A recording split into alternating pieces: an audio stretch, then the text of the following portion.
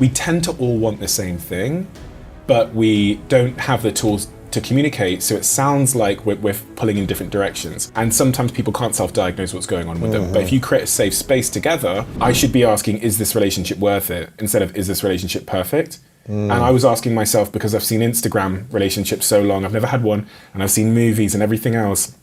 I thought any sort of issue within a relationship was fatal. And I'll be honest with you, what the issue was. We had a problem in bed. And I've never encountered that before. And I think it's emasculating for a guy when your partner might not have the same interest in sex as you do. Interesting. I think I was emasculated by it. I think I didn't understand it. And she, probably because I wasn't creating a safe space, she did not want to talk about it. Right. And for me, that felt at the time like a dead end. Like you've hit, like going through a maze and you hit a cul-de-sac, as we call it, like a dead end. What would a safe space have looked like for you to create? Just to, honestly, to ask some very thoughtful, unloaded questions and to listen. You weren't willing to do that? You just didn't have the tools or the awareness? I did not have the tools. I didn't know how to communicate. And communication is foundational to everything. It turns out most of the time, as I've seen in my life, whether it was when I dropped out of university, my mum didn't speak to me for 3 years, whether it's my business partner becoming an alcoholic and only finding out when he was downstairs lying on the floor as a drunk, or whether it's in that situation, that we tend to all want the same thing, but we don't have the tools to communicate, so it sounds like we're pulling in different directions. And I think in that situation, again, it was one of the moments in my life where I learned the importance of mature communication and creating a safe space and understanding that what someone self-prescribes as their issue is not necessarily their issue. And sometimes people don't know what their challenge is. Right. So someone might say to you, I don't like sex. And for you, that, again, it feels really binary. It's like, well, you either like it or you don't, and you're not willing to talk about it, so it's over. But things, as I learned in this case, are often much more deep and complex. And sometimes people can't self-diagnose what's going on with them. But if you create a safe space together, you can go on the journey to understand what that actually means. I wasn't willing to, so broke up with her. Wow. I'm back with her now. Oh, it's the same relationship? Same relationship. It's her? Yeah. Oh, I didn't know that. Yeah. Interesting. I thought this was a new relationship. I'll 100% marry her. Wow. And she'll 100% be my wife, because I mean, I've never met a person like her, but... Wow, so this is that relationship then, and you ended it. How long did you end it for? A year. Come on. Yeah, I ended it for a year. Were you in touch at all? Was a little conversation? Not really. So the pandemic happened, and she had some troubles in her life that she wanted to go and figure out. So she flew to Indonesia, she flew to Bali, and the longer the time went on, and the more time I had on my own, and I'll be honest with you, the more time I had to try all the wrong things and have them fail me. Right. You were like, okay. Yeah, I was like, oh, that was the one. Oh, wow. That was the one. And I became surer and surer as the days went on that I would never find a love like that. I would never.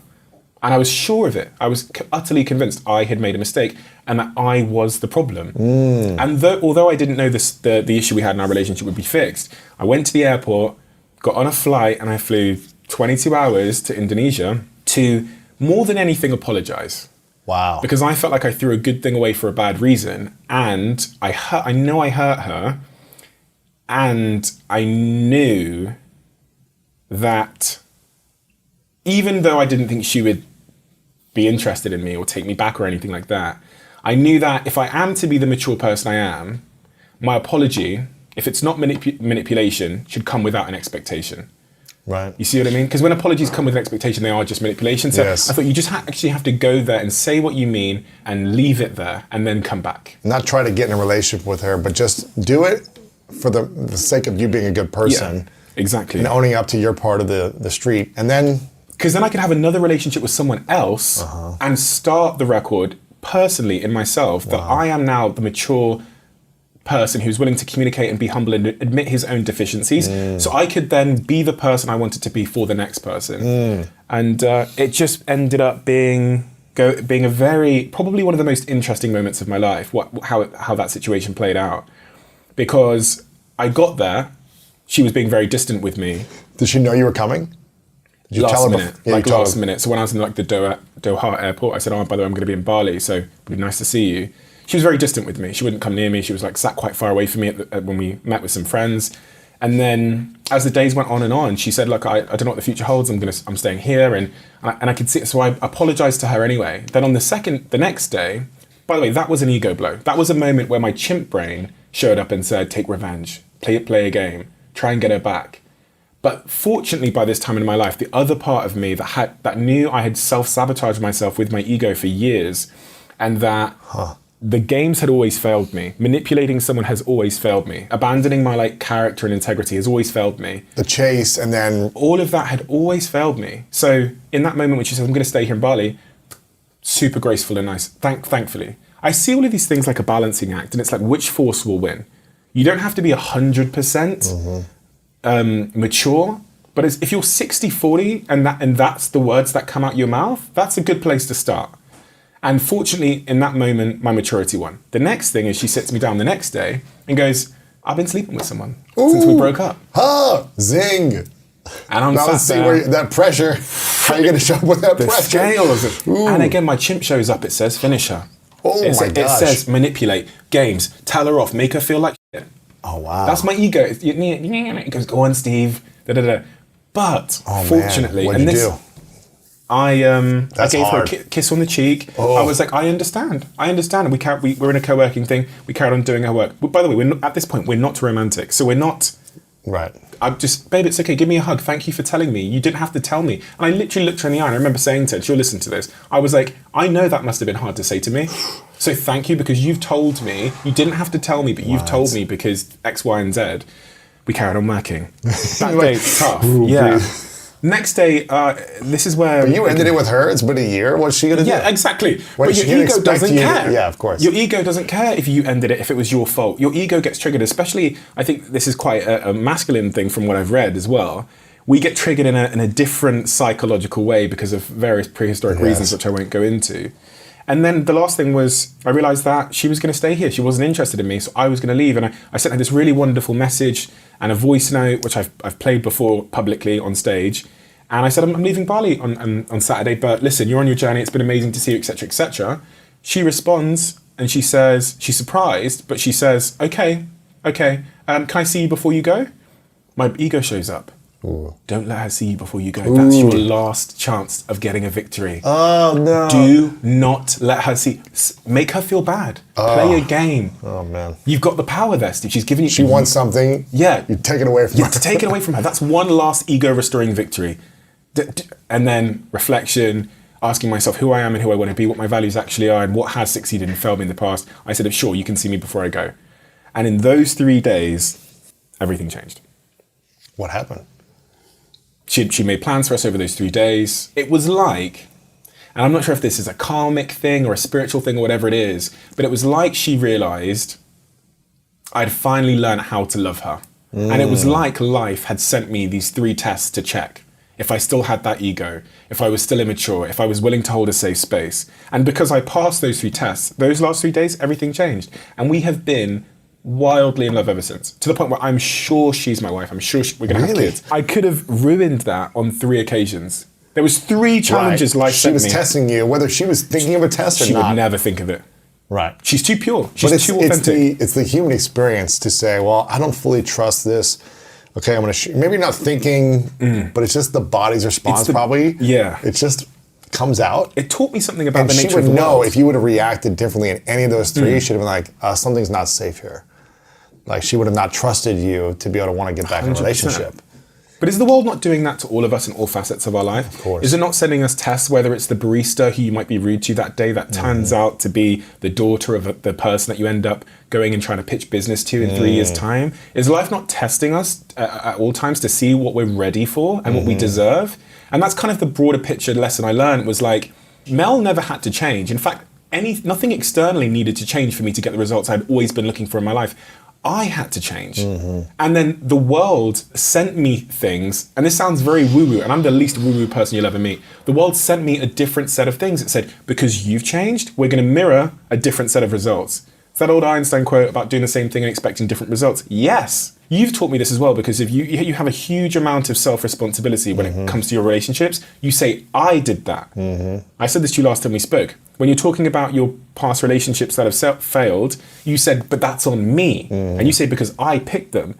And I think about that so much because I had my hairdresser come to my place in LA the other day, and he walks in, starts cutting my hair, says, my girlfriend, she's not really interested in me. She's been talking to a lot of other guys, and she's been going for this guy just because he's got money.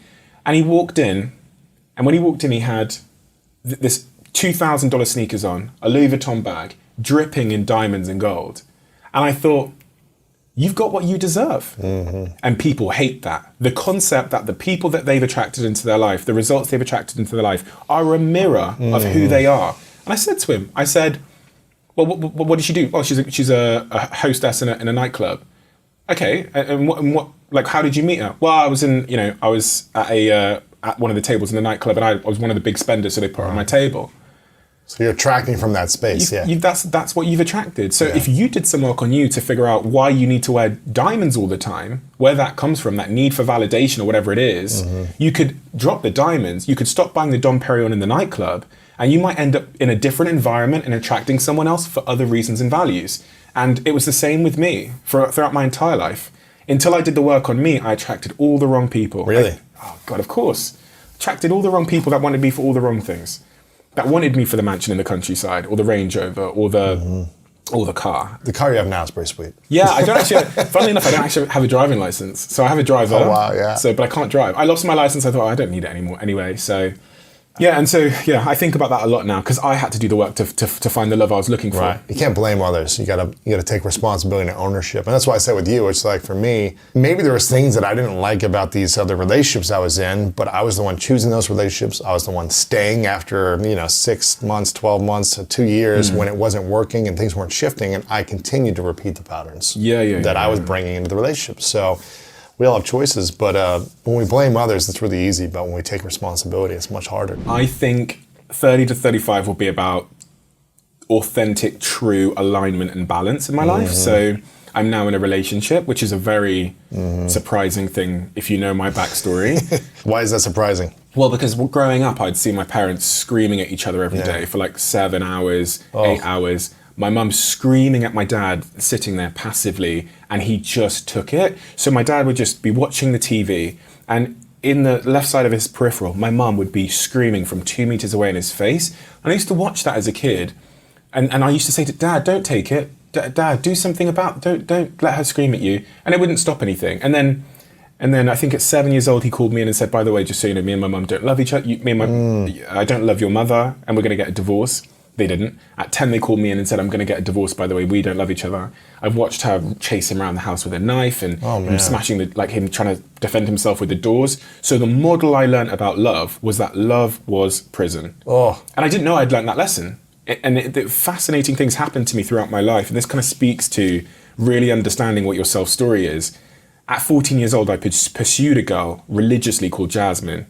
I was obsessed with her. And then one day I won. She turned to me, Steve, after school, I remember where we were after school, and she said, fine, I'll be in a relationship with you, let's do it. And I went, no, this is about, no, don't, Jasmine, don't. And I would, do not. I did everything in my power to dissuade her from that. Never understood why I always did that. At 23, 24. So wait, you wanted to be in a relationship with her, you chased her for weeks or months or years. Years. And then she said, okay, let's do it. Yeah. And then you sabotaged it, and you I said no. sabotaged. Why? Because in that moment, I something inside me put myself in my dad's shoes, which was, you are in prison, you are a bird trapped in a cage, you have to run. And it was actually journaling, it was doing my podcast, it was that real honest introspection at maybe 25 years old where I look at myself and go, why have you never had a girlfriend and always self-sabotaged? Where has that come from? And one good question is, that feeling you had that day when you were 14, when Jasmine finally turned to you and said she loved you too, and she wanted to give it a shot, that feeling in your stomach, where was the other time you felt that? Well, it was staring at your father, watching him being screamed at by your mother. And then I'd kind of managed to put together the dots, that my model of love, the one I learned first, was that as a man, love and a relationship is a prison sentence. It will inhibit your freedom. That's the story I believed. It was central to everything I did, thought, and how I formed my relationships. Equally, it didn't just impact romantic relationships, it was relationships. So if someone said friends, business partners. Someone said the word best friend to me. Oh, Steve's my best friend. Cringe. I would go, oh, that's so awkward. I'd feel something, my body almost like convulsed, like, oh. And they'd never know it, but I think, oh, please don't. I had an intimacy problem. Wow. Because I thought intimacy was a jail sentence. When did you learn that it wasn't a jail sentence? Just like many months of work with my diary and my what podcast. Year? How old? 24, 25. I never had a relationship until 24, 25. Really? Never. Did you have one then at 25? No. My first relationship was when I was 26. But it was just trying to understand why. Like, what is it? What is the belief that's at the core of my behavior? Yeah. And there's always a belief at the core of a behavior. We are basically creatures living out the stories we told ourselves about ourselves and the world a long time ago. And having studied childhood psychology, fortunately, it's one of the things that I'm so happy I studied. I understand how formative that early 0 to 10 in your life is. I understand how I've seen the studies with the rhesus monkeys that they've done, where one small thing, a lack of affection, one small defining incident or traumatic event on the playground can shape your self-story so much more than any preceding evidence does. So even though if at 15, 16, 17, 18, there's evidence in your life presented to show that thing that happened wasn't true, that story you told yourself is invalid, it's not a stronger force than that 0 to 10 period. That's where we learn how to survive. Yeah. And some of the survival lessons are great. Put water in your mouth, put food in your body. But some of them, unless you unlearn them, will end up being the bane of your adulthood and the bane of your life. So this is what, people think of self-development as this process of learning stuff, but there's two necessary things. Yeah. Unlearn and learn at the same time if you can. And central to being able to do either is being able to read yourself. Yes. As I always say, there's no self-development without self-awareness. And you can read as many books as you like, but if you can't read yourself, you'll never learn a thing. And I learned that the hard way. So when you were 26 and in this first kind of, it sounds like maybe relationship, kind of relationship, wasn't full relationship, I'm not sure. It was a relationship. How long was the relationship? It lasted for 1 year before I sabotaged it. Pretty much. Yeah. I just didn't, I was so mature because it's my first one, so I destroyed it. So what was the thing you unlearned in that first year of that relationship? 3 years ago, by the way. Yeah, do you know, sometimes it takes the right person. And I think you can relate to this. Of course. Sometimes it takes a certain person who goes maybe at a certain tempo, they give you a certain energy, which counteracts the trigger. So my trigger was any impingement or anything that felt like it was touching the walls of my freedom. Yep. Then I would have a adverse reaction. Run. I know that feeling, man. You know the feeling, right? Of course. One of the things that I realized this was because when I dated someone previously, not a relationship, but just dated them, when they'd argued at me in a loud tone, I did what I always wished my dad would do. I get up, I got my stuff, I got in my car and I drove away. They didn't even know I'd gone. And it was 3 a.m. and it was my house. It was that mansion I told you about. I got in she argued with me and I tried to talk to her. She shouted at me again, saying the same thing. So repeating him, that was one of my triggers because my mum would do 7 hours round and round and round to my dad. I got in the car, she didn't even know I'd gone, and I drove off at 3 a.m. And because I will never argue with anyone. Because my dad didn't either. It's never been productive. I've never seen the model of it being really productive to scream at someone, right? Yeah. We have disagreements, but screaming. Screaming is not acceptable for me. Like it's something that I experienced in my life as well. We've talked about this, childhood stuff, but also in relationships, I attracted types of personalities that liked to scream and yell. And then I would just kind of sit there and try to okay, it's okay, but then it's really hurting yourself at the end of the day when you allow that to happen and not create a boundary. Amen. You're abandoning yourself, you're abandoning the little child inside of you that experienced this pain. And so you just would leave at that point. I would leave. And at 26, so the girl I met called Mel, she did not scream. She didn't have that community. She had a really mature. She was peaceful, loving. Peaceful. She allowed me to have my independence. She wasn't threatened if I had to fly away and work. It was me meeting the person that could counteract that self-story I told myself about relationships. She was the opposite of my mother. To show you it's possible. Yeah. It showed you, hey, you don't have to be trapped in a relationship. Yeah. That's exactly, I've actually never thought about that before, but she is the opposite of my mother. Wow. In every way. Because usually we kind of attract the parent that we need to kind of heal or fix the childhood wound. It's like we attract that person until we learn the lesson. No, I've never actually thought about that. But my mother was loud, didn't listen, scream, would restrict your freedom. Mel is the opposite. She will talk. I remember one day when she flew in to New York to see me where I was running the office out there. And the minute she landed, I get an email saying, "You've got to fly to San Diego. We're a social chain. We're about to close a deal on this big company out here on this coast, $50 million. Can you get on a plane now? Go to the airport now and fly." Mel we'd not seen each other for a month and a half. She's just landed. She gets to my house. I know I've got to go out the door. And I say to her, babe, I'm stumbling over my words to her because I've been through this before. You're just going to explode. Oh, yeah. You got the trigger, you got the fear of the past. Yeah, we've talked about this. This was my test. Yeah, it was. Whether it's right to test someone or not, but it's the test of whether I can be honest and true and open with you and not get scolded and yelled at and go back to like lying or something or being dishonest or having to end our relationship. So she lands, she walks, and I say, "There's this deal." And so I'm like stuttering over my words because I'm like, she's gonna just be angry like my last thing was and my last relationship was. And she looks at me and she gives me a kiss on the cheek and she goes, "It's okay, babe. It's good. You go do it, babe. You go do it." She goes, "Woo, woo." She's like, "Woo, woo." Wow. Starts touching my shoulder. She goes, "Woo, woo. This is so amazing." And then I literally had the conversation with her. I was like, "I'm really surprised by your reaction. I was expecting." And she goes, "Babe," she goes, "you having to go sometimes keeps spice in our relationship." There you go. How do you know when they've made a good choice versus seeing, 2, 3, 4 red flags that maybe your daughters wouldn't see, and being able to give, wisdom to them without pushing them away from making their own decisions? Like, how do you know they're making a good decision? Well, you know when they're not. When they're unhappy, when they're complaining, when they're stressed. No, you know when they're not. Right. You know when they're not because they become an insecure, people-pleasing freak. And they start to attach their entire self-worth to what this dude that they're chasing thinks about them. And so when you see your kid, boy, girl, even like anywhere on the gender spectrum, when you see your kid become deeply insecure and consumed by somebody else's attention, that is the wrong choice, period. And I think that on one hand, I think it's amazing that there is so much kind of body positivity and sexual freedom and women are super empowered and so are and all. But personally, I am horrified by how fast kids have sex. Right. I am horrified by how casual it is. I think it is terrible for the mental health of girls and boys.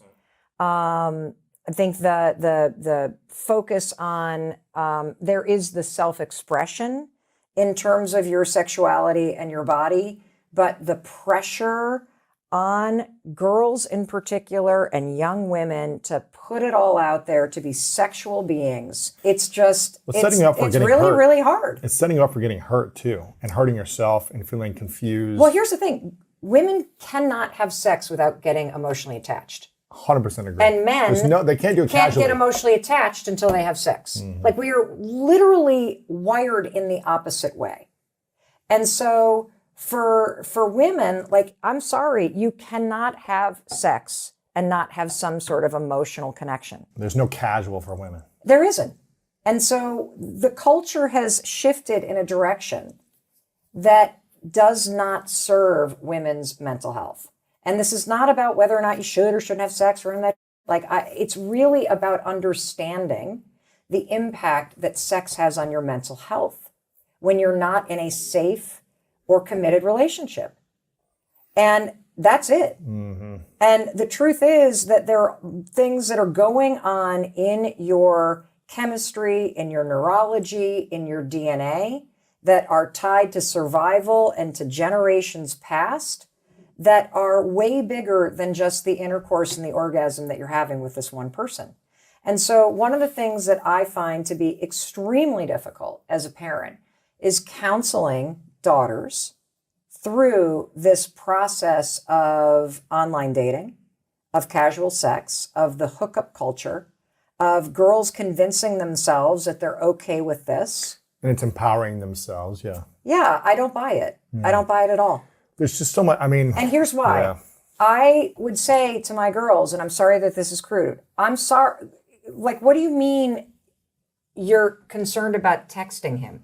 His penis was inside you. Why? How could you not text him back? Yeah. I'll tell you why. Because I had casual sex. Now I'm emotionally invested. And now I'm insecure. Yes. And so it's like the reverse of where the boundaries you need to have with yourself. And here's the ironic thing that I think young women don't understand.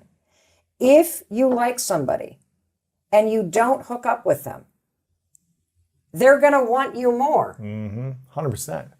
They're going to want you more. If they're interested in you now, they will be interested in you next week. And if you literally are having sex with people when they're right in front of you, Without they're getting to know only them. going to want you for sex. Absolutely. That's it. The longer you make someone wait, the more time you have to get to really know their heart also. You get to know them, their values, their vision. Like, do we want to be in a relationship? Do you really want to enter your life with that's someone? the profound way. Right. Like, I'm actually just talking about, like, so you're asking, how do I advise? Like, even my daughter's friends or, Yes. or like anybody that is writing into the podcast. So first of all, everybody is super motivated intrinsically by what they want. So let's just take the situation that you see somebody that's attractive, right? And you really want to get to know them better. The way to connect with somebody that you're attracted with is not to Don't have sex with them. Don't have sex. Do not. It's not. And here's something else that, especially for men, that if you deny them what they want, They'll want you more. the chase mechanism kicks in your brain. You want them more. If you have going on because you're a cool person, they're going to want you more. People want to have sex with somebody that's available because they want to have an orgasm. People are interested in pursuing something with somebody who they have to chase. I'm not talking about playing games. Right. I'm just They have to talking wait. about They have the to wait, yeah, basic yeah. power dynamic here. It makes perfect sense that if you have sex with somebody the first night you meet them, all they're ever going to look at you for is sex. That's it. That's it. And that's it. And so that's it, everybody. That's why I think wait as long as you can. Wait as long as you can. Yeah. It doesn't have to be wait till marriage type of thing. I'm not saying that, but wait until if you want to, unless you know. I don't think you should wait for marriage. I think you should wait until you know you want to be in a committed relationship with this person, personally. Well, at least exclusive. Exactly. Yeah. Unless you're saying, hey, listen, I don't care if I ever see this person again. Okay, then have sex with them. Then That's the you're only way. having an orgasm. Exactly. Right. That's And that's no- fine. But yeah. I'm just saying I don't think women can do that. It's very hard, I think. Not based on our wiring. Yeah, it's very challenging. So wait if you can. Yeah, well, if you actually want it to be more than an orgasm, yes. And if you don't, then realize you might have a letdown. Yeah. You might have a letdown. You might have some emotionally unwinding to do because there might be an expectation that this guy is not willing to fulfill after you have sex. But see, I don't think there's a big enough conversation about the connection between sex and mental health. And that, you know, if you're in the dating culture and all the pressure to have sex, and then the shame and the guilt and the insecurity and the anxiety that comes when you make decisions that you then regret, or it doesn't play out the way that you had hoped it did, even though you knew deep in your heart it was probably a dumb decision. And so you asked me originally, like, what do I do when, you know, how have I counseled my daughters who are now in exclusive, committed relationships? You know when they are chasing the wrong thing. You just do. Your daughters. Yes, because they're not themselves. They're acting out of whack and they're stressed and they're They're insecure. they're like questioning whether they should reach out to somebody. They're questioning whether the person likes them. They're questioning what they should do. Like everything becomes about that person's validation of you. As opposed to living their life. Yes. And having somebody come into your life that's additive. Is somebody bringing positive, additive energy, or is somebody a gigantic distraction that amplifies your insecurity? If you don't know how the other person feels about you, I can tell you right now, they're not interested in you for the long haul. If they were really interested, they'd You'd be know. telling you. They'd You be would showing know. you, they'd be telling If you. you're they'd be- confused about how they feel, they're not interested in you. And that's all you need to know. Focus on your life. You were an orgasm. Yeah. It's really crude to say, but we spend so much time up here and here. So here's another tool. I've been experimenting a lot, Lewis, with two different approaches to mental health, to mindset, to healing, to peace, to happiness. So one approach is any tool that you use that is neck up, meaning what are you thinking about? Okay. So I think what the problem is for most of us is we spend all of our energy up here from the neck up trying to figure out through our thoughts. When the truth is, if you go from the neck down and you go into your body, you know if you feel secure or not around somebody. That's the only answer you need. And 9 times out of 10, when I've seen my daughters or their friends or people that I love in the wrong relationship, it's because they're chasing somebody because they want validation. They're chasing somebody because they believe that if that person likes me or that person is hooking up with me, then that means everybody else will think something about me. And when they're in the right relationship, they are themselves. They're more of themselves. They're secure. They're not playing games. There's a directness to them that, and I always say, like, I know it's the wrong advice to give 20-somethings, but I'm like, stop with the rules. Just communicate. That's it. And if somebody is a match, they'll be direct back. If they like you, guess what? They're over there going, oh, should I text her? Not text her too much. And so if somebody likes you and you communicate directly, you will have a match. If you are chasing validation because of what your partner looks like, or if this person hooks up with me, or that person, or this person, or the other thing, or it's all like a game. You have a way that you deal with pain. Because when you feel disappointed, that is a form of pain. And a lot of us either withdraw from it or we try to expel it in some way. Yes. Or you try to outrun it. Yeah. Another thing I was thinking about as you're saying this is kind of like figuring out what your main currency is in a relationship, why you want to have a relationship, and your main currency in life. For me, at this season of my life, my main currency is peace. Wanting to create and experience peace within me and within my relationship. Because the world is going to have challenges and disasters and adversities, and my business, there's going to be things already thrown at me in my life, but in my relationship, I want peace. So that was, and she wants, adventure and exploration and fun and all these things, but she wants peace as well. And so I'm like, okay, cool. I'm cool with all that as long as it's peaceful too, Well, one of the things that I'm working on right now, and I don't have the answer to this, is obviously I know I married an introvert, right? And Chris is the definition of peace. Nice. The guy is That's amazing. Buddhist meditation instructor. Incredible. He is getting a master's in transpersonal psychology right now. He leads men's retreats. He's a yoga instructor. It's amazing. He works for hospice. He's about to get a certificate to be a death doula. Like when you talk about somebody that is deeply spiritual, grounded, introverted person who really connects with people one-on-one, that's my husband. And so the thing that I'm really trying to figure out in this next chapter of our marriage, because I feel like in many ways we are in the beginning of a second marriage because we have done so much work on ourselves. And our kids are now grown up. And there's this opportunity after 28 years to really look at each other with fresh eyes, That's right? beautiful. It's so beautiful. It's huge. And so there's two things that I want to share that have really helped me. One is instead of focusing on the things that I don't like about Chris, right? And there are plenty of things he does not like about me. That if he could wave a magic wand, Sure. I would change this about my wife, Mel. One of the things that I've done is to say, well, describe 2 moments where you just felt that like, oh my God, this is my person.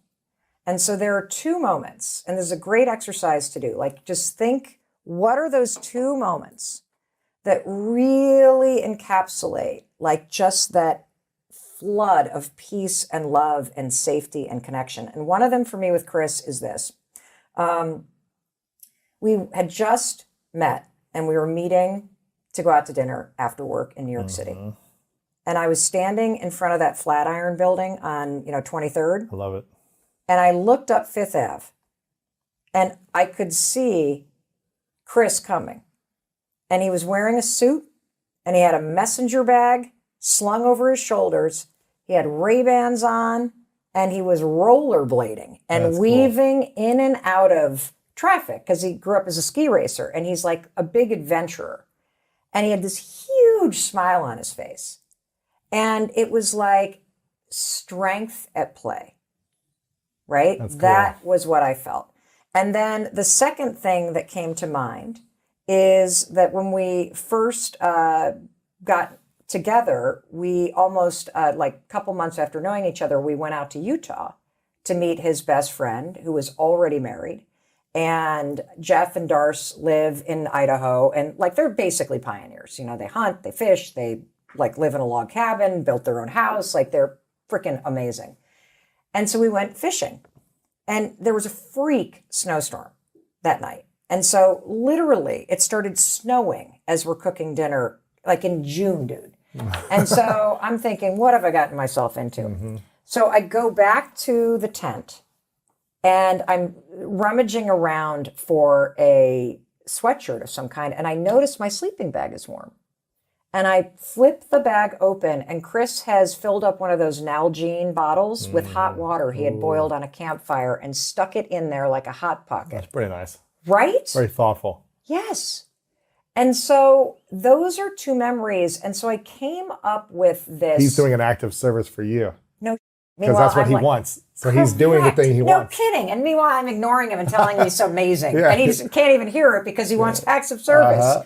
And so, because his parents weren't home, right? Growing up. So so I developed an avatar for the behavior in Chris that I love. I call it my trip leader. Because when we're out hiking, when we're on an adventure, Chris is in charge. He has strength at play. He is a caretaker. He's 55 steps ahead of me. I'm the yard sale in the back. Like that is when he shines. And so it has been super helpful for me to remind myself that he's a trip leader, because it makes me take a step back and it allows him to take a step forward into his power. So that's one thing that I've been working on. And the second thing that I'm working on is this sense, you called it peace. And we've talked about this sort of mismatch, and the mismatch being that you might speak different love languages. You might have different values or different lifestyle. Extrovert, introvert, all that kind of stuff. That if you are going to work to close that gap somehow without changing one another, realize that your marriage doesn't have to be everything, and it shouldn't be. Yeah. And so for a while, I started to get nervous because Chris is very introverted. I mean, we live in southern Vermont on the side of a mountain now. And I started to realize I'm actually sad here all the time. Like a part of me needs this spaciousness, but I have to be around people. Me too. I have to need have to the walk buzz. somewhere, and grab coffee I need to and go see people. do something. Not every day. Yeah. And so I started to realize, well, wait a minute. I don't have to turn Chris into like the party guy. I can have my friends be that. Absolutely. I can have work be that. Absolutely. Like I can fill that in different areas instead of being frustrated that this one person isn't filling everything. Yeah. And so really recognizing, I think, what somebody's capacity is, allowing them to step forward in certain roles, but allowing them to be themselves and step back in others and not punishing them for it. 100%. That is something that I've been, Chris is better at it than I am. Like he's way more forgiving. He's way kinder. He's more patient. Sure. And he's probably creating boundaries just like you are. Oh, yeah. Which is key. Yeah. You know what we've spent the last 3 therapy sessions talking about? Boundaries? Nope. What? A new puppy. Getting a new puppy? One of you wants one of you doesn't? The whole family wants a puppy. But you don't? Chris doesn't. He doesn't. Yes. Because he knows he's going to have to do all the work. Yes. He's like, I don't want this. I'm already doing all the work. Yeah, for the dog that we got 2.5 years ago. Exactly. He's already like, 2 hours of my day is going towards the dog activities. While you guys are off working and doing this and running your lives. Yeah. It's a lot of big responsibility. Well, because the puppy is an example of bigger themes. Mm-hmm.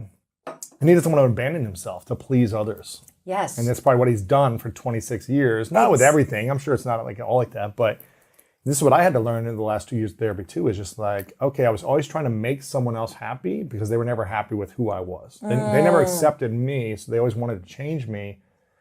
And so I would change who I am to try to please them. Right. And then after months and months and years, you're like, I'm just abandoning who my real nature is for one human being and dimming my light. And I'm not trying to blame anyone here. This is all my responsibility by choosing and staying in relationships. So it's not their fault. It's my responsibility to exit or to know this when it happens and have a conscious conversation calmly and take responsibility and say, no, I'm not going to do this. Are you okay with who I am? But I think creating those boundaries and not abandoning yourself is such a key element to healthy relationships. Yeah. So it takes a lot of courage after 26 years for him to start speaking up probably about what he needs. As opposed to just saying, okay, it'll make all my family happy, I'm going to do this. Well, he was trained as a kid that his needs don't matter. Absolutely. And so it's really good for him. And so it's incredible.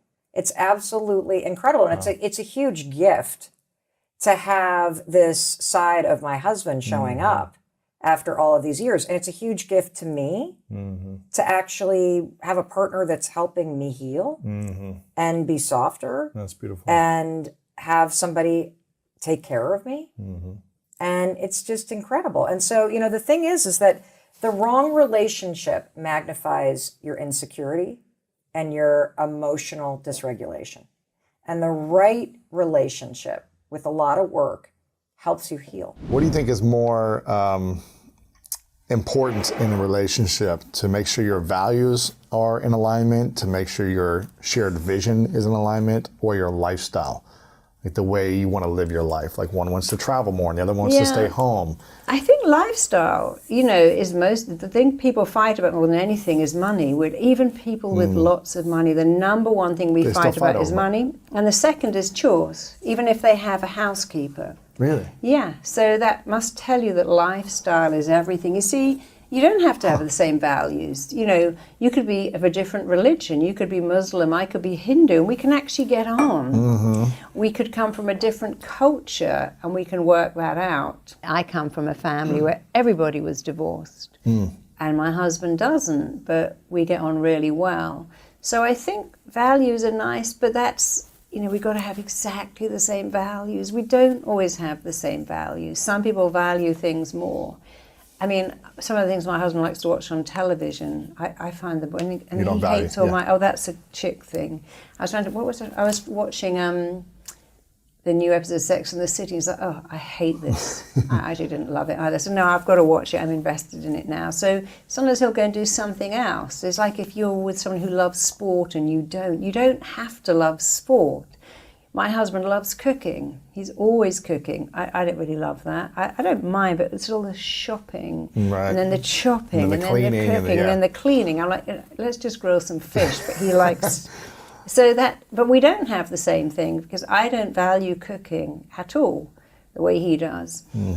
But lifestyle, if you're up all night and your partner goes to bed early, if you're an outdoor person, you love to travel, they love to stay home, you love family and they don't. I think lifestyle is you're going to spend the rest of your life with one person. So I think you should so many issues about our kids are going to private school. No, they're not. I believe in punishment. I don't believe in that. It makes a very unhappy home. Right. So lifestyle is important. Values are important too.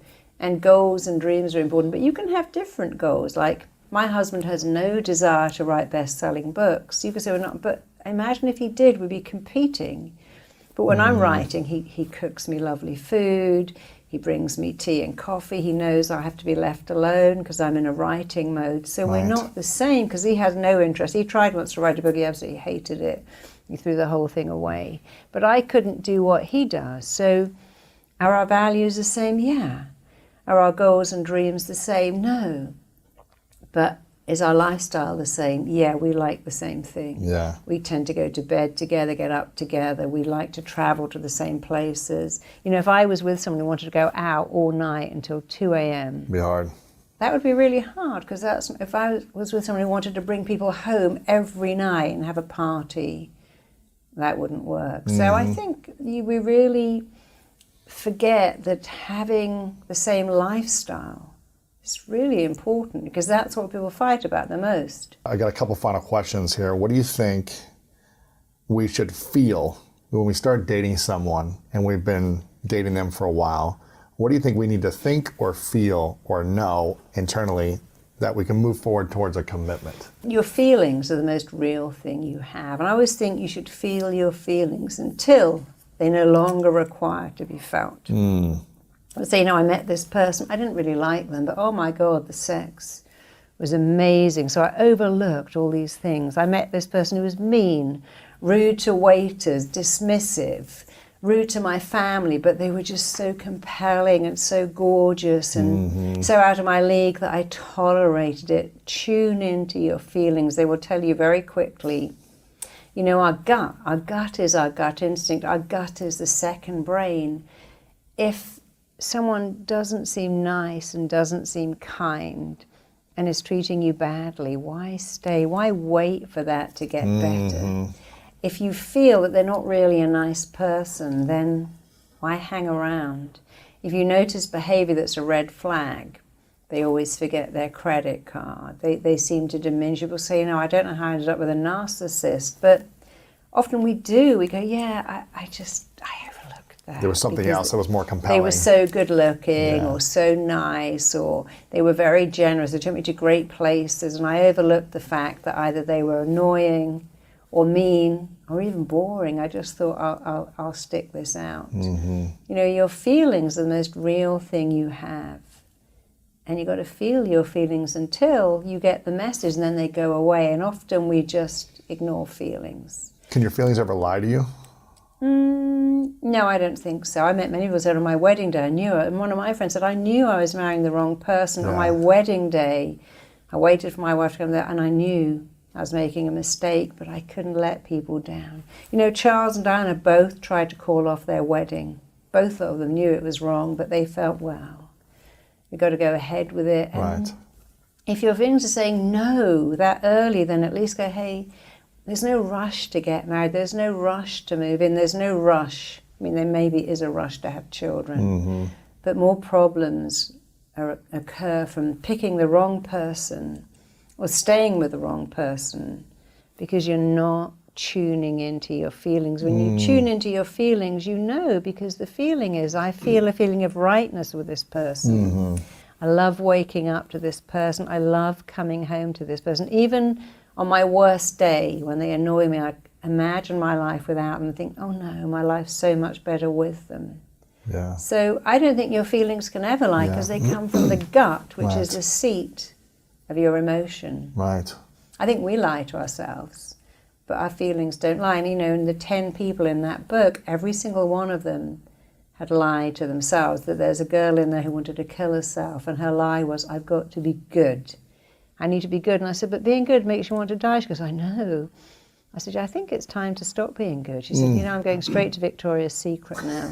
I said, yeah, I think you need to be bad. You need to be naughty. If being good makes you want to die, what's the point? And then the girl in there with OCD, and OCD is nothing more than I can't control what's going on in here, but all the cups are going to be just right, and everything. And now I can control out there, because I can't control in here. And for her, it was just a question of, look, control in here, look at the thoughts and change them. What's been the biggest lessons you've learned since being married the last couple of years then, that have been different than when you guys were married? Has anything changed, or do you feel like everything we talked about beforehand, before pre-engagement, before marriage, we've followed through on, and so nothing has really drastically changed except for we live together now and we're married, but it's all been, you've both been in integrity with what you committed to.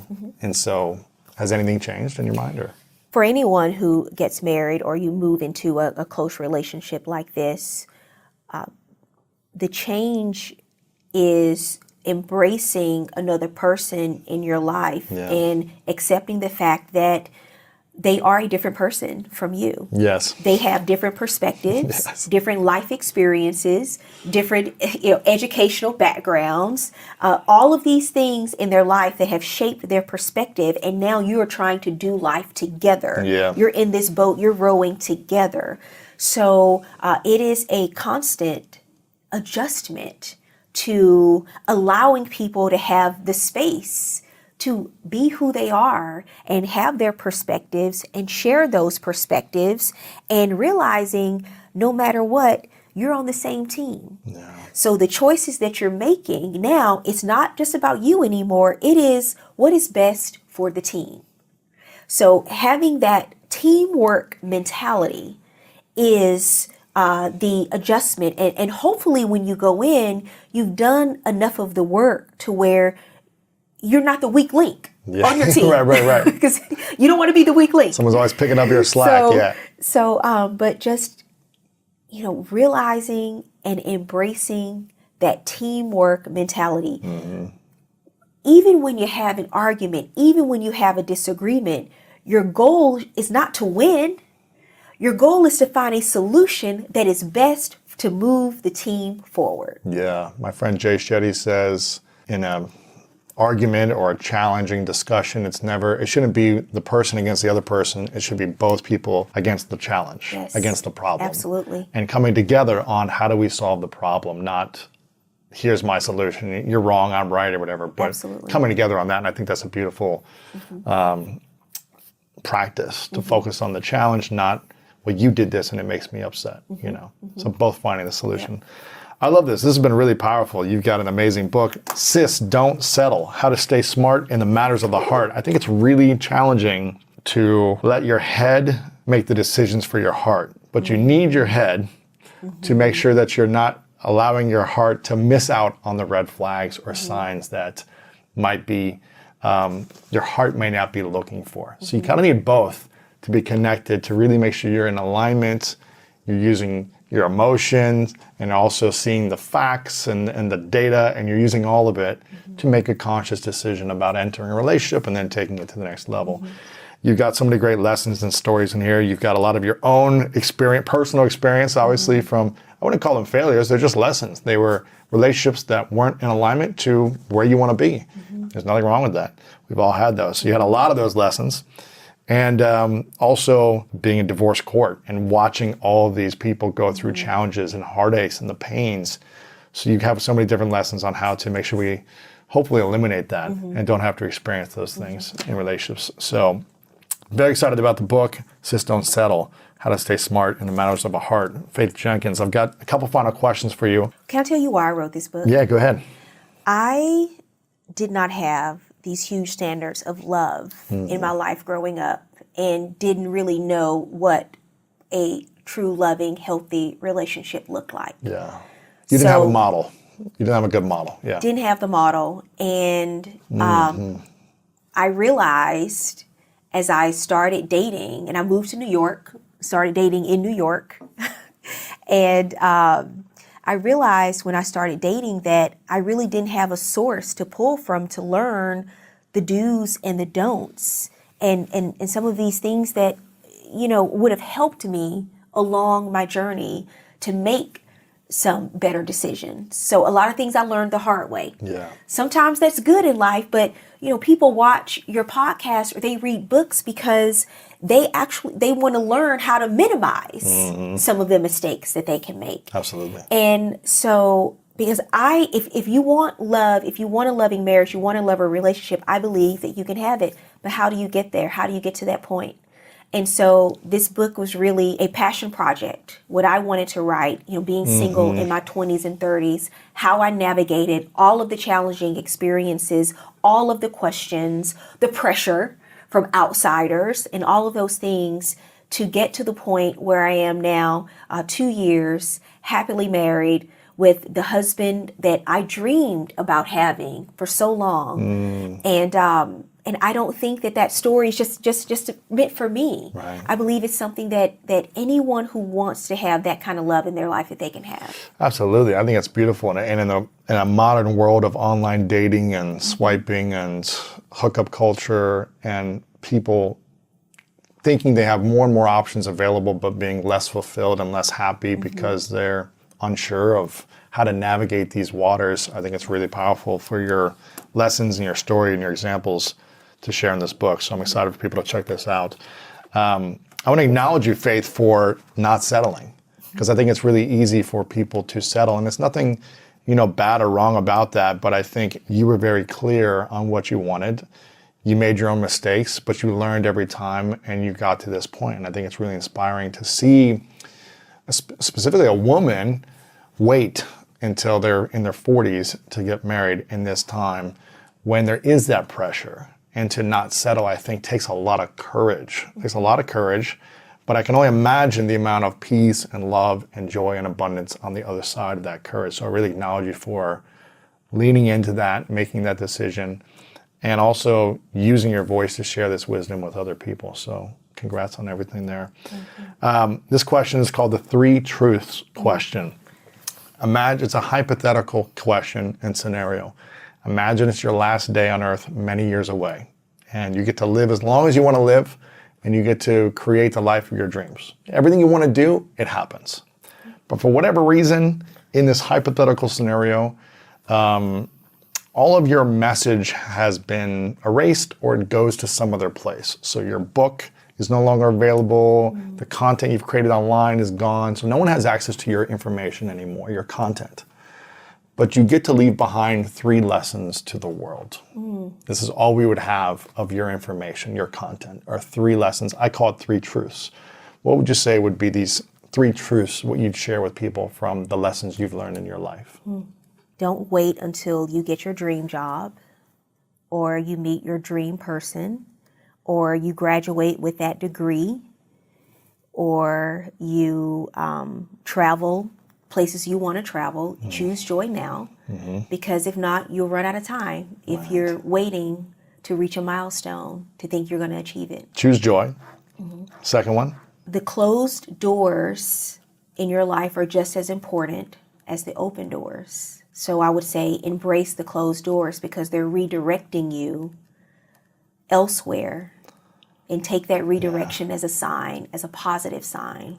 And the third truth. You're going to hear your name spoken very early on. You may graduate from kindergarten and they may call your name.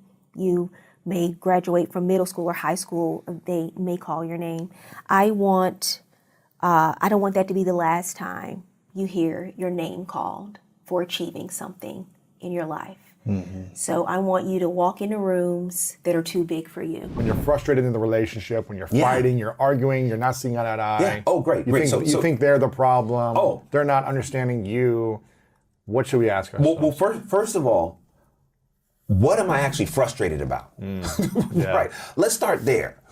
What am I frustrated about? What are the problems that I am having? Because so often we don't even communicate with we're not even clear, right? What the problems are. What are the areas of frustration? What are the problems? And then, before you go and try to solve it, you then have to ask, what is my contribution? Because everyone is making a contribution to the very problems that they can't stand in their relationship. What is my contribution to this problem? Correct. Yeah. What is my contribution to the problem? Because because it's so easy.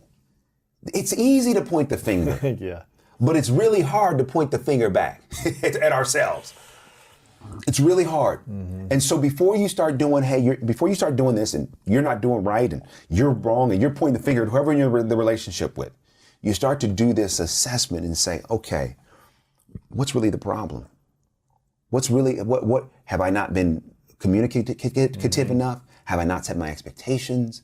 Have I been too harsh? You gotta really start doing the assessment of yourself. And then bring that conversation. And I think also to go even deeper is like, why is this triggering me? Exactly. Like, why is this a problem for me? Yes. Like, Yes. maybe it's not the other person's doing something to me, but the trigger of it is something I haven't healed or addressed from the past. Yes. And that's why I'm triggered. Yes. But they're just being them.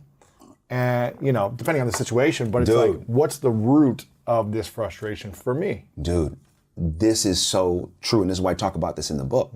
I talk about how expectations are the secret software that run our life. Yeah. And what I mean by that is that we don't actually sometimes react to life events. We react to our expectations of events. Right. So if situations or people exceed our expectation, we're happy. If situations or people don't, we're devastated. So what should we do? Have no expectations? No, you can't do that because expectations are like blood pressure. You know, too high, it's not good. Too low, it's not good. Because expectation, we need motivation. Expectations are hope, right? So we do have to have hope, but we've got to set it properly. Right. Because so often when our expectation is not set, to your point that you made, we end up reacting based upon an unset expectation. And so it's not that what the person's doing is wrong. It's that we have not set expectations for ourselves. We haven't identified what those triggers are. We haven't identified, oh, wait a minute. Wait a second. They're not the problem. It's how I'm looking at it is the problem. So in order to set expectations, I have every person that reads the book ask these two questions. One, is it realistic or unrealistic? How do you know? It comes down to one word. This is how you determine if your expectation is realistic or unrealistic. Control. What do you mean? Are you trying to be in control or? If it's within your control to do it, you can expect it. It's a realistic expectation. If it's out of your control, you cannot expect it. So I'll give two examples. Your podcast is amazing. It's incredible. One of the most dynamic podcasts in the world. Thank you. No matter how hard you try, you cannot force somebody to go listen to it. No, Can't. I can hope. Hope. I can have a range of what I think people listen to. Yes. I can have a target. I can have a goal. But if you put an expectation of like, hey, it's got to be 1 million by next month. Right. I would argue that's unrealistic because it's out of your control. Right. What's in your control? I want to produce the best podcast with the best conversations and the best guests with the best marketing and the best publicity. All in your control, realistic to expect. Now, let's apply that to people. You're in a relationship. I want this person to love me in a certain way. I want this person to, have this amount of sex. I want this person to go work out. I want this person to go eat. I want this person. Can't control that. You can't control it. You can communicate it. You can set up the structure for it. But you can't control it. Yeah. And so often, our expectations with others are unset. Why? Because we're trying to control what we don't. You and I only control ourselves and the remote, wherever the remote, that's it. Yeah. I can't control anybody else, ever. And too often, we spend so much energy trying to get someone to behave and live in the way that we want. Yeah. Instead of behaving in the way that we want, right? Living the way that we want. And if we live the way that we want, then whoever we're in the relationship with, either that is going to compel them to say, hey, you know what? I like what you're doing. And then you say, hey, I like what you're doing. So let's do that together. Right. Or it won't. But when we try to get somebody to be what we want them to be and do what we want them to do, that's called manipulation. What happens when we are in a relation, when we are trying to control or manipulate someone else in an intimate relationship, or they're doing that to us? What happens? What happens is love goes down. Fear rises.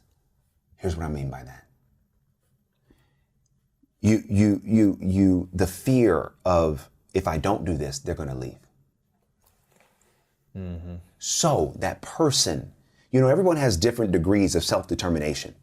And so in a relationship, when you've fallen in love and you really care about somebody and they're asking you to do something or be something, that could be a very compelling thing to do even when it's not who you are. And so the fear of, if I don't, will they leave? Okay, so then it becomes a performance-based relationship. It's not good. It's not good. I'm doing this because I don't want them to go. But I know it doesn't bring me joy. So it no longer is love leading the way. It's fear. It's fear. It's fear. And I, okay, you know what? I'm going to do this because this is what they want. And I'm going to become this. But every moment that I do it, and it's not in my heart, is a moment that my soul gets crushed. Ooh. Every single moment. This is my life. This is my life up until now, where, you know, not all the time, but Yeah. I could see a pattern in my past relationships where I would just do things to make the other person happy, even though I didn't want to do them, because they were angry or upset or frustrated or whatever. They had some expectation. And I would sense like, man, the love is going down a little bit. But when I took responsibility and accountability, I was like, but it's not their fault. I'm the one choosing to do these things because I'm afraid that they're going to be angry at me or that they're going to leave or they're not going to love me. So it's my responsibility to stand in my truth in those tough, challenging moments when someone's like, you don't support me, you're not doing whatever they're saying. Yeah. It's tough to do that. Oh. We're triggered. It's challenging. But I think if someone's going to leave you by you standing in your truth and being frustrated by you constantly, then that's maybe not the right fit for you. Well, not only is it potentially not the right fit, you got to think about something. You got to put yourself at the end of your life. And you got to say. You posted a quote on Instagram recently about this. Yes. I saw it. That's a good quote. One of the regrets. one of the regrets of the dying. Yeah. Oh, yeah, that quote. Yeah. And I use that as a prompt. Yes. To get people to think about Yes. in your life. But if you do that, so let's say in that dynamic, you become what they want you to be, even though it's not who you really are. You get to the end of your life, and can you live with doing what was expected but never what was destined? Can you live Ooh, man. with doing what was expected but never what was destined? And if the answer to that question is no, then you gotta make some changes now. So tough. It is. Why does love trap us? Because Maybe, I'm speaking for myself. yeah. Because I don't want to say the world does this, but I sense a lot of other people do this. When we feel the sense of chemistry and connection and intimacy Yeah. and vulnerability and love, whether it's real or not, we sense that feeling of intimacy with someone Yeah. else. Why does that trap us? And we stay in these things, in general, I'm not speaking for everyone, but we tend to stay in these things much longer than we should. Like, you'll hear people say, I knew I should have got a divorce 7 years ago. Yeah. It's like they break up with a divorce. I always ask them, when did you know that you weren't supposed to be with this person?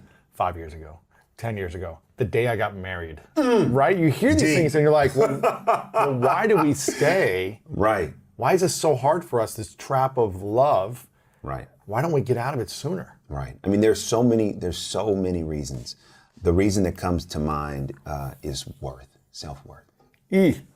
We don't believe we're worth, or we're afraid we won't find something as good, or what do you mean? All of it.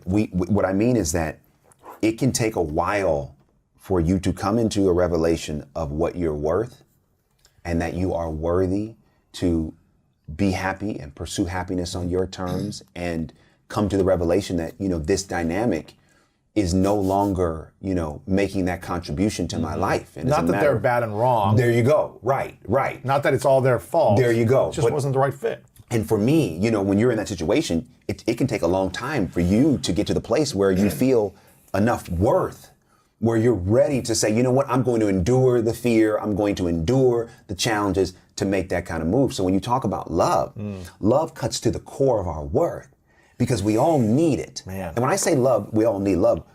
I don't mean just romantic love. I'm just saying we all need to love and be loved. I think it's just part of our humanity. It's just part of how we were created. It's part of our divinity, right? God is love. God is in us. We love, right? And we serve. And so part of that love is, oh man, so much of it is focused on giving. Because think about how we're socialized, right? Oh, you do the right thing. Oh, mommy, daddy loves you. Oh, I want to, but it's not like, do you love you? Do you know you're worthy? Do you know that you are worth it? Do you love who looks back at you in the mirror? Do you love who looks back at you when you take the selfie? Because at the end of the day, Love becomes complicated because we never actually get there with our worth and who we really are. And so we go into the relationship and we haven't really done the work. We kind of feel worthy. We don't quite feel loved, and we bring all of that. That's a recipe for this, you know? And here's the thing, it's okay, right? Love is like a rocky sea, right? You know what I mean? We're on the boat, man, it's gonna be rocky. That's okay. Because we all have our stuff. So it's not about finding somebody who don't have stuff. You want to find somebody who can help you with your stuff. Yeah. Who's willing to help you with your stuff. So that as you bring things that are difficult, they're like, hey, it's cool, let's work this through. But you both find a healthy way to do it. Yes. But one of the reasons why I think people stay in things is because of worth. And you need time to get to a place, and some people never get there, where you realize what you're worth. Because at the end of the day, I go back to happiness. It's like, and peace and joy. You know, we only live this life once. You know, I'm a Christian. I believe in heaven. I believe in that. But I also believe that this earth, this life, this particular existence, we only get it once. So when you really put that in the broad scheme of things, you think, okay, am I living right now according to my choice? Yes. Am I doing the things that bring me joy, bring me peace? Or am I allowing things in my life that are working against it, no matter what they are? It could be a relationship, it could be a job, it could be a living environment, whatever it is. I have to take control and do this assessment and then make the decision, okay, from a relationship standpoint, if my relationship isn't everything I wanted, okay, what do I need to do to fix it? But first I gotta fix me. Yeah. And I gotta work on me. And I gotta love me. And as I love me, it will then help me learn how to love others and make the assessment. Okay, you know what? Maybe this person is gonna be able to walk with me and I walk with them. Great. Maybe not. But let me not just point the finger and do the work. The other thing I want to hit is when you talk about setting expectations, that second part of setting expectations is communication, right? Is it spoken or unspoken? And we talked about this earlier. You've got to actually ask the question. So even in this situation, when you talk about difficult relationship, this scenario, instead of making the assumption, whatever your area of frustration is, sit down and frame it as a question. You know what? I was expecting that, you know, in this relationship that, you know, we would sit down and eat every night at 7:00. Right, because this is what we did with my There you go. family. Right. So I just assumed. So I just assumed. You would do the same thing. Is that your expectation? Is that something I can expect from you? And let them say yes or no. Yeah. Oh, okay. So for you, like, you don't ever expect to be home at 7. You're going out to dinner. You're going out to dinner, right? Oh, okay, got it. Okay. All right. Okay, great. Wow. Now we're actually having a real adult conversation, right? We're having an adult conversation because we're taking accountability and we're communicating. And so when it comes to setting expectations in any area of life, you got to know, is it realistic or unrealistic vis-a-vis control? And you got to ask, is it spoken or unspoken vis-a-vis communication? And when we start to do these tools, you know, it does free us up. Because the reason why I wanted to write Live Free is because so often we're not. And when I say live free, what I mean is that when you and I live free, when anyone lives free, it means they are not under the mental, physical, or emotional control of anyone or anything. That's what living free is. Living free means, and so when we get into a situation and we start to feel like, ooh, this person is starting to feel like this person is making me mad or contributing to my discontent, then I would say to that person, okay, pause for a minute, pause for a second. It's super easy just to turn all your attention to what they're not doing, right? No. How do you want to feel in the situation? What will give you more power in the situation? What will give you more peace? Okay, you know what? I'm identifying that there are some things in my relationship that are incompatible. Yes. I am going to spend some time observing what those things are and identifying if there are certain things I can live with and what I can't. Right. And communicating about and them. Communicating those areas that I can't to see if it's possible we can set our expectations together. The biggest challenge you'll find is when you communicate those things out of expectation or anger or frustration, the other person's probably not going to be able to receive it. If you're already making someone wrong for what they're doing or not doing, it's very challenging to have an adult conversation. Bro. And this is I've been there before. I've done that, and I've received it. Yes. And it's challenging to do, but when you come from a place of 100% responsibility, accountability, and figuring, why is this triggering me? Why is this really affecting me? Dude.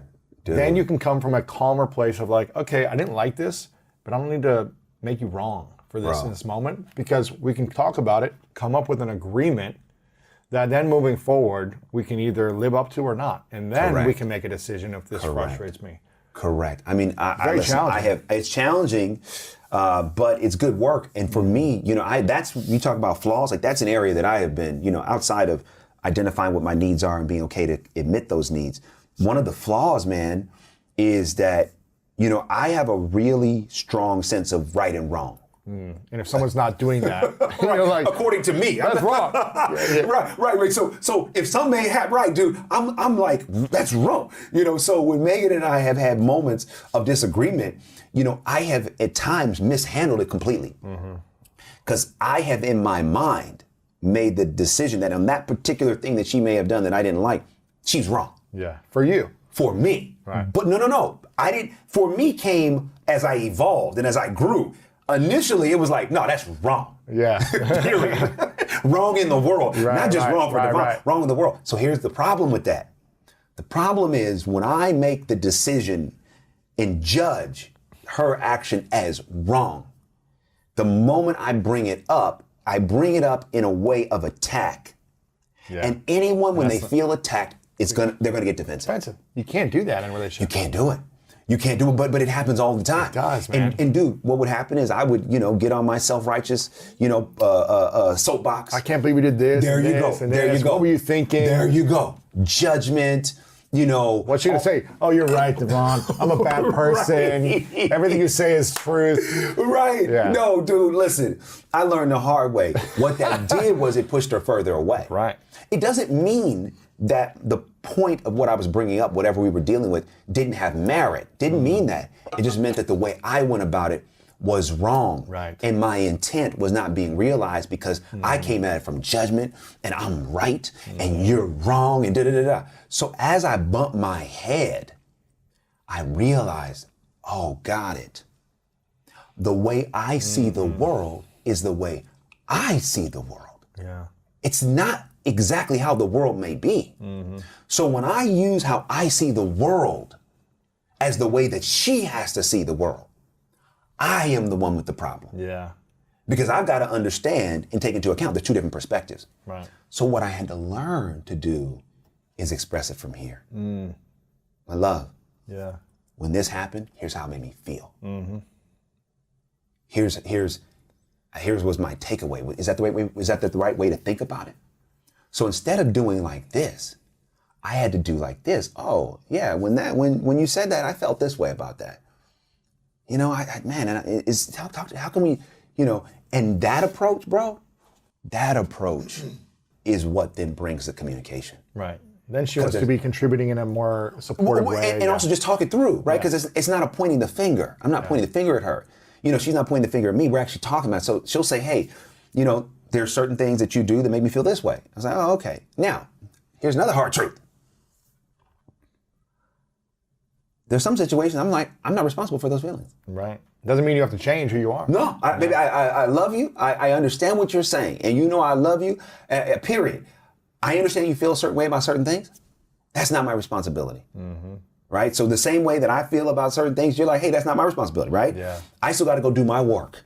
I still have to go on my journey. And I still have to continue to get to that place of peace and healing and contentment inside the journey, if that makes sense. On a scale of 1 to 10 of jealousy, 10 being extremely jealous human being, 1 being not jealous at all, where would you say you lie?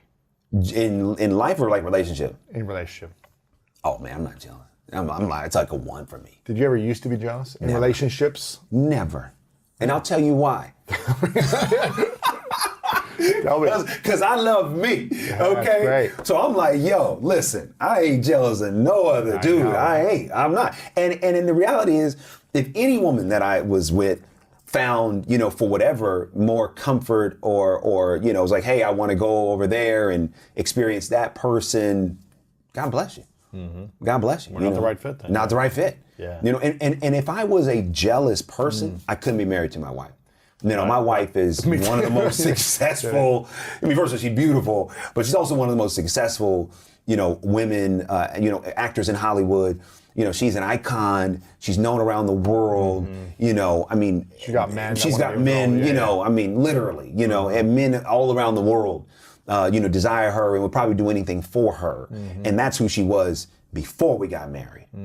So if I was the jealous type, work. I couldn't. I'd be miserable. Miserable. Because right now she's in, you know, New York on a TV show. I'm here in LA. And you gotta have trust. And you gotta have trust, right? So if I'm a jealous man, oh man, What is jealousy saying about us? insecurity, massive insecurity. I don't feel safe with me, so I don't feel safe with you.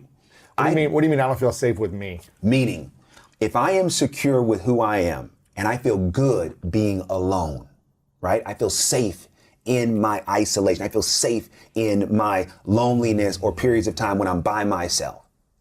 Then I trust that you're going to feel safe and you're going to honor whatever needs to happen. But if I don't feel safe, like I don't really like being alone much and I don't really like being by myself, then you don't feel, no, what are you doing? What's the problem? What's happening? So that insecurity and not feeling safe with self, you transfer onto the other person. Because if you're content with your personal time, you tend to be more content when others have personal time independent of you. You're not worried. You're not worried, you know? And then also one of the things that could happen is that you got burned in the past. You know, someone did you wrong, they violated your trust, and so fear has crept in, and so that fear is driving your jealousy. Yes. You know, I'm afraid that what happened before is gonna happen again. And so as a result, I'm transferring that previous pain onto my present situation. And that's always a recipe for disaster, right? Because the person you're dating is not the person you dated. You can't expect them to repeat the same thing. Exactly. Now, but here's the other thing. Because life is a mirror, right? And whatever we put out, we get back. If you keep putting that out, if you put it out on the last situation, this person you're dating may not be a cheater at all. But if you don't trust them and you keep getting mad at them, You're gonna push them away, they're gonna want to cheat. It's like, you know, again, everyone still has to be the keeper Not saying of it's their, okay, yeah. Right, but that energy that you're putting out is sometimes the energy you get back even from somebody who may not be predisposed to do those sort of things. Not saying it's your fault that someone breaks their integrity. Correct. But you might have influenced it in a way. Correct. And so the person that's jealous has to, one, get control of that security, and two, get control of that fear. And also say, you know what? Listen, if that person I'm dating is foolish enough to step out on me, that's on them. That is on them. Can you talk to me the difference between charisma and narcissism? And how can you spot when someone is actually warm and caring and charismatic versus someone who uses the skills or the tools of charisma in their narcissistic approach towards manipulating, controlling, and getting what they want in life?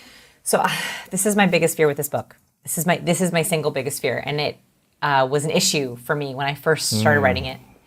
Is I'm gonna be honest, you can use this book for manipulation. Yeah, of course. And that scares me. And when a smart person who's narcissistic is going to study everything and then start using it, it scares me. So how can you tell the difference? The subtle cues, these are very subtle now. Very subtle, yeah. So we're talking about big to subtle, right? There's like a range of them. So first it is my biggest fear with this book that people do not have the right intentions.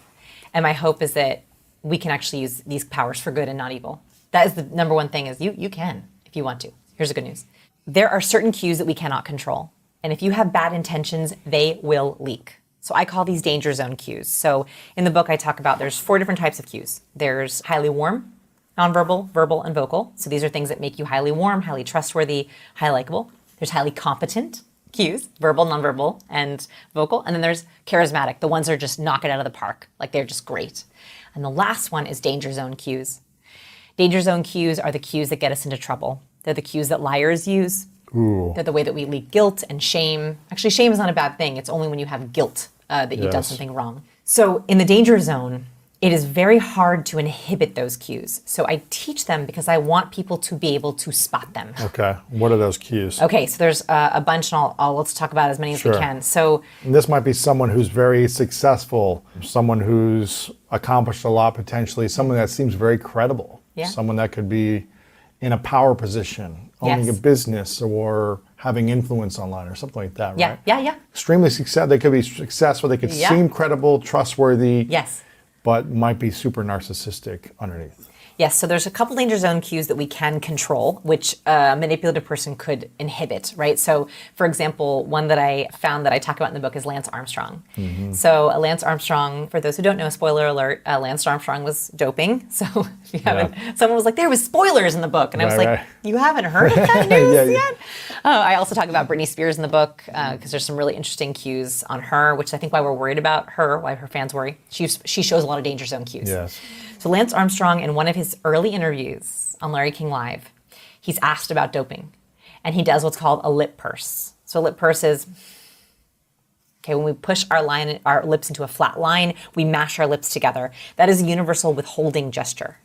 So when we're literally trying to hold something in or hold something back, or we don't like what's being said or heard, we go. And so you'll notice that when someone has been asked something they don't like, when someone had to lie, a lot of the time, so we did a massive experiment in our lab where we asked people to send in videos of themselves lying. Actually, you play it in the book. It's called Lie to Me. So I have you lie to me, play this lie to me game to diagnose your own tells. It's very important to know your own tells because you should know what your danger zone cues are when you're leaking them. And one of the, you should know those. It's good to know those in the back of your pocket. Do that with your partner, right? You want them to know what those are too. So one thing that we noticed is on lies. That was one of the biggest indicators. So in Lie to Me game, we ask you to do two things. We ask you to tell us an embarrassing story, your most embarrassing story, and then a fake embarrassing story. And we want to see if we can tell the difference. If we cut the clips, can we know which one is the fake one? Man, that'd be interesting. Yes, and it's amazing. You see the same danger zone cues over and over again. Right before someone's about to lie and tell their fake embarrassing story, they go, okay, and they lip purse right before they're going to do it. And that's because we don't like lying. Our body knows it's going to get us into trouble. So we're like, stop it, stop it, stop it. And we hold ourselves back. You ask a woman, how much do you weigh? And she'll go, like literally close those lips because no woman wants to talk about how much she weighs. So it's a withholding gesture. And so that's the first thing is you want to look for some of the bigger cues, withholding gestures. Lip purse is one, a sudden distancing behavior. So we also noticed that liars in our lab, they wanted to like get away from the lie, like as if it smelled. So like when they were telling their most embarrassing story, they'd be like leaning in, using gestures. Oh, it was so embarrassing. And remember, embarrassing stories are negative. Right. It's not like it's a positive memory. Right. It's like people are like, and they do a shame touch. The universal shame touch is when people touch their fingers to the side of their forehead. This happened and I'm Like, oh gosh, I'm so embarrassed. So they're usually telling the truth when they do like this. Yes, because they're actually embarrassed, right? So these are all good, like congruent, right? We're seeing embarrassment and shame gesture. We're seeing negative nonverbal and people shaking their head. I can't believe that happened, right? Like they're so upset that happened. We're seeing cringes. We're seeing fear. We're seeing sadness. Congruent, right? Like that's all congruent emotion. On the bad stories, we often see people will lip purse and then they try to get away from it. So they'll say a statement and then, and they're literally like as far away, I hope I'm not messing up my audio there, as far away from the lie as they can possibly get. They're leaning back. They'll sometimes literally lean their head back in the chair. And that's because physically we want to distance ourselves from things we don't like.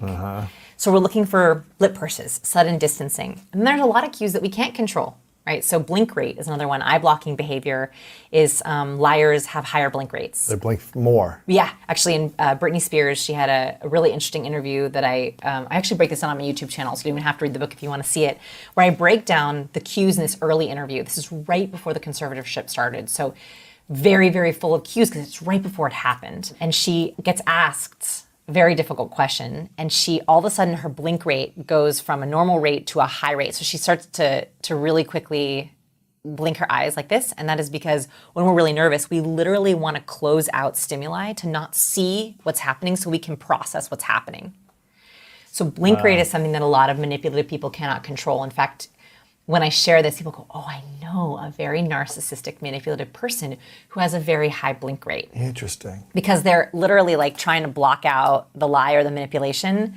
And so they'll sound really good, but they're like really like processing a lot, and you're like, why are they blinking so much? And it's because they're trying to process. Oh my goodness. So just knowing those cues are not all bad on their own, but it's important to know what those cues look like so you can spot them. And I really think manipulative people will get caught eventually. It is very hard to fake competence. It is very hard to fake warmth. It's hard to keep that up. And so for the long game, yes, you can learn a couple of these cues and try to master your way around them. But for the long game, it's really hard. I mean, look at, Theranos, right? So Elizabeth Holmes. So spoiler alert, Theranos did not go well. I feel like I always have to say that. So one of her interesting cues is, I don't know if you've ever seen her talk. She uses a really deep voice, like fakely deep, like down here. And people used to say, like, is that real? It's because she read in some cue book, it wasn't mine because my book wasn't out then, thank goodness. She read in some book that having a lower tone of voice makes you more competent. And that is true. Research has found that people who use the lower end of their natural voice tone are seen as competent. That's for both men and women. So you have a very deep voice and it serves you really well. When I'm talking right now, I'm trying to use the lowest end of my natural register. When I'm talking to my toddler, right. When I'm talking to my toddler, I'm much more up here. Hey baby, how are you? But if I were to do my entire interview like this, it would drive you crazy. Right. You wouldn't feel competent. No, and it wouldn't. And people would go, I can't. I'm not saying I can't or take her seriously. So she read that study, obviously, and went an octave lower. There you go, and went an octave lower. So it wasn't her natural voice tone. It was like one step lower than her voice tone. So she was always talking like this. And when she did an interview, she would talk like this. And you would hear that this just doesn't sound natural. And part of your spidey sense would be like, why is she talking so low? It sounds really unnatural. And it came out that when she was drunk, her employees noticed that she went back into her natural register. Wow. So there are cues that they will eventually break. Don't drink alcohol. No, and that is the point of this story. Don't drink alcohol. Or you're going to get caught. So like you can't keep it up for that long. Right. It is that she was faking that cue, we think. I think you're also just, your body is out of integrity. Like the more you're keeping back something, you're telling a slight lie or whatever. I mean, I felt this from the past because I've been out of integrity in my life at different times, from different stages of childhood to adulthood, right? For little white lies to bigger stuff, hiding from my parents or whatever it is. They feel bad. So you're like, oh, like something inside of you feels off, right? Yes.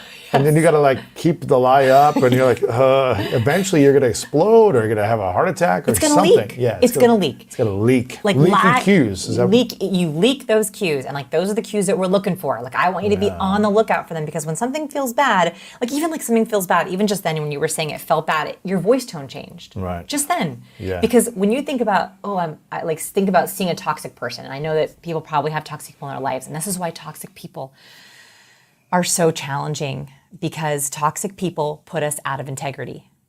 Toxic people force us to use warm cues where we don't feel like it. Now we can do it. What do you mean? We got to be nice to them or something? Yeah. So like if you have a toxic person, and this is the thorn in I think our work is, I want everyone to be their best selves. I want them to show up as their warmest, most competent self. But what if you have a toxic person? How do you do that authentically? And this is what's so hard about toxic people. You have a colleague or a coworker or a family member that you don't like, right? And you have to break out the fake warmth cues. Oh, hi, how are you? Right? And so what do? We fake smile, right? So, oh, it's so good to see you. Right? Yeah, and like, no, it doesn't look like it, right? Yeah. Or we say, oh yeah, so that sounds good, congratulations. Right? Now your LA roots are coming back to you. And that's why toxic people challenge us, is because they come into our lives. We know we're supposed to be warm. And so we try to force that warm sound, and it comes out sort of forced, and then it makes us feel bad, and then we're trying to overcompensate for it.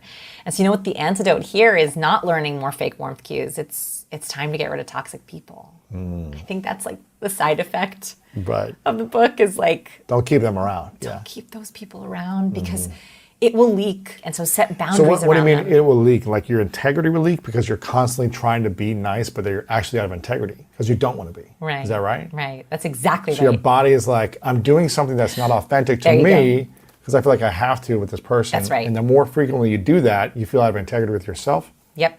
Exactly. With so yourself? with yourself. With yourself. So that was a question you were that's a asking question. me. And Yeah, I'm like, yeah. yes, it was. Yeah, yeah. Yes. It was perfect because you were asking a question. I knew, yes.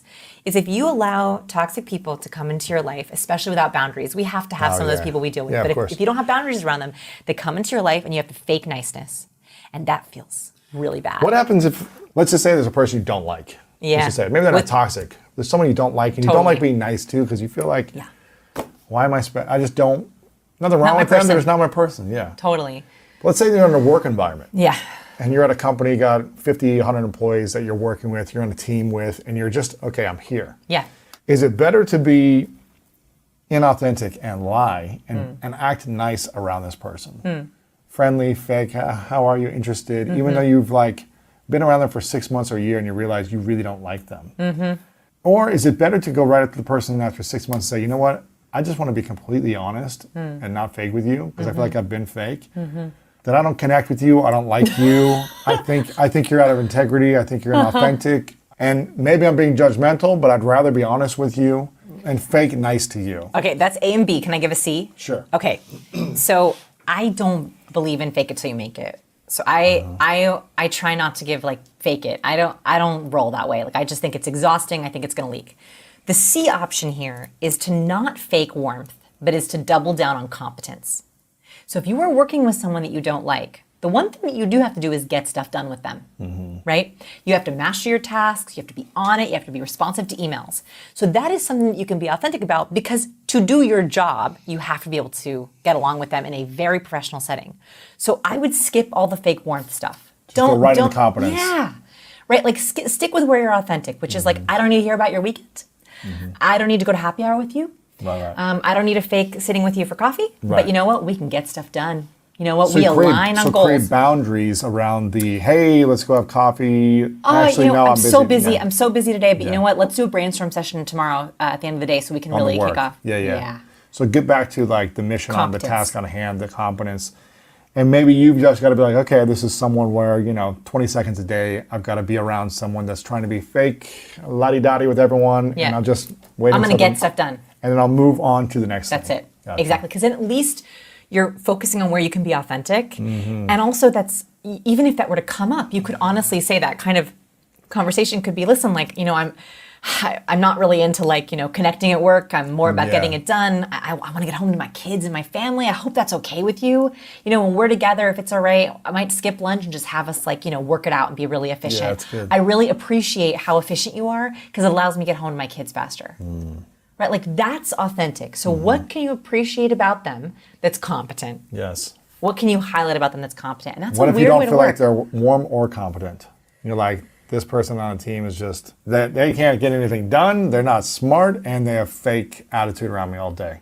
I mean, this depends on how you feel, but I would say deal with it. Like you got, like go to your boss. Right, and say, hey, Like, look, can you I put me cannot- on a different team or something? Yeah. You say like, I don't know how I can work with this person. I don't want to be unauthentic, but I'm telling you that we're not getting stuff done and they are causing issues on the team. Like, I don't like to ignore that stuff. Like you can hope it gets better, but ask for help. If you have someone on your team or someone in your life who is not warm nor competent and doesn't treat you with warmth or competence, either get them out of your life, set a boundary, or get help. Give them like Don't an live improvement with plan it. or something, yeah. Yeah, don't live with it. Life is too short to feel fakely competent or fake warmth. Right. What's been the, I think I asked you this last time, what's been the charisma strategy? Yeah. If you want to call it strategy. You weren't sure about that. You weren't sure I about don't know what the word is right, but what is the charisma Yeah. or social cue that you've Yeah. learned in the last 6 months that has brought some new attention to your life where you said, I wasn't aware of that fully, but now the research is showing that when someone does this, it improves this. There's a new cue that I snuck into the book in the very last draft because I just learned it.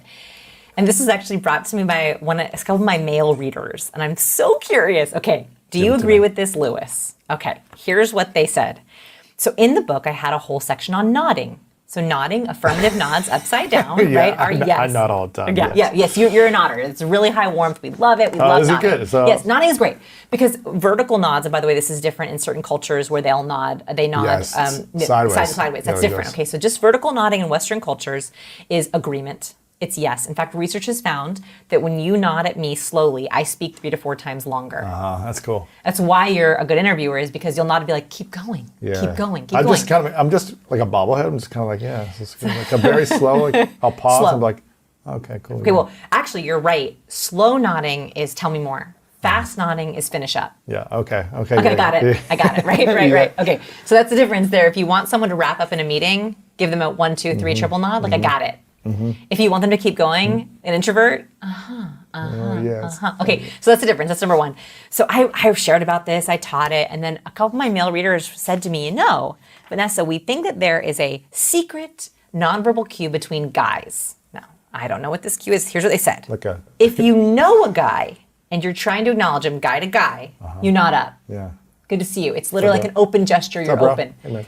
If you don't know a guy, but you're trying to acknowledge his presence, hey, good to see you. Oh, wow, that's so true. Is it true? That's so true. Yeah, it's like, oh, good to see you. Yeah. Hey, Get acknowledged. good to see you. Yes. Yeah. Hey, what's up, buddy? Okay. Yeah, it's so true. Okay. So I snuck it into the book Oh, last wow, that's minute. fascinating. I wonder, is that like biology? Is Here's that here's why I social? think. Like, Okay, here's my theory on this. As soon as I heard this, I was like, and I started looking. I started watching men. I asked my husband, I asked my guy friends. And this is why I think it happens. When we know someone, we expose our jugular. So this is a very vulnerable part of our body. And we're saying, I know you, I trust you. Look, I'm acknowledging you, and I Yes. feel trustworthy. Yes. When you don't know someone, but you want to show respect, you nod down to protect your jugular. I don't know you, but I see you. I got you. I got you. I'm here for you, kind of. Yeah, You can't see my jugular, but I'm here for you. I'm gonna protect myself. But I see I'm you. here for you, bro. What's up? Exactly. Yeah. I think that's where it comes from. Is That it's like makes a, sense. do I know you or do I not know you? So in that think sense, that makes sense. this is a high warmth cue. Hey, buddy, what's up? Right? It's high warmth. You're showing your jugular. This is a high confidence cue. Hello. Good to see you. I look ridiculous, but I don't do that. And when life is short, when you have that acute awareness of life is short, then you'd say, either, what am I waiting for? Let's move in, let's get married, let's have babies, let's go, let's do.